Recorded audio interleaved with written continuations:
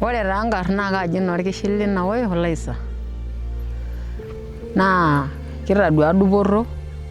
Ore apa eton eitu itauni osotua naa kinoto enyamali sapuk amu iyiolo kirutito yiok intomonok ajo eera nkera, nerewi nkishu, neeku naa meetae apa inakata eseriani. Nemeetae imbarakinot naaji inaankaron, nemeetae imbarakinot mikitum emakat. Tenepuoi taa emakat naa Enkai nayau iltung'anak oopuo emakat apa inakata. Neeku mikiata apa inakata eseriani eton naa eitu epuku ele sotua.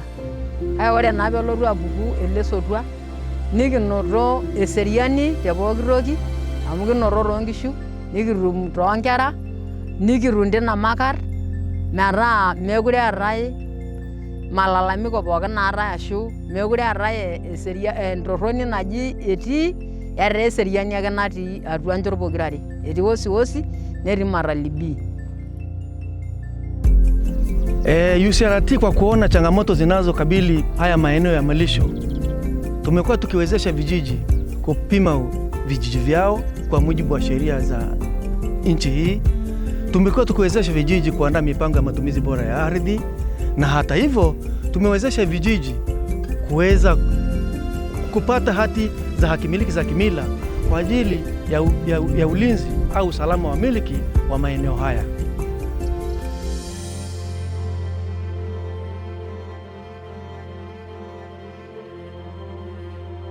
Imeleta faida kwetu kwa sababu malisho yetu imeboreka na tayari tuna mipango ya kulisha mifugo, ili sio kwamba tunafahamia kila mahali.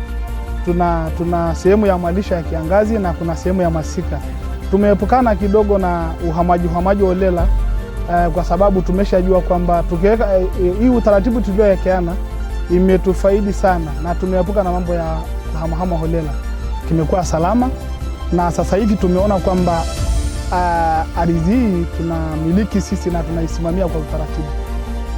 Ardhi kwangu ni maisha kabisa.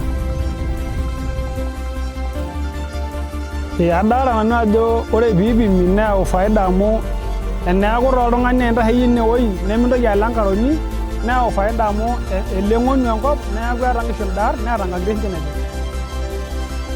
Enkulukuoni ang', enkishui ang', enkulukuoni ang'.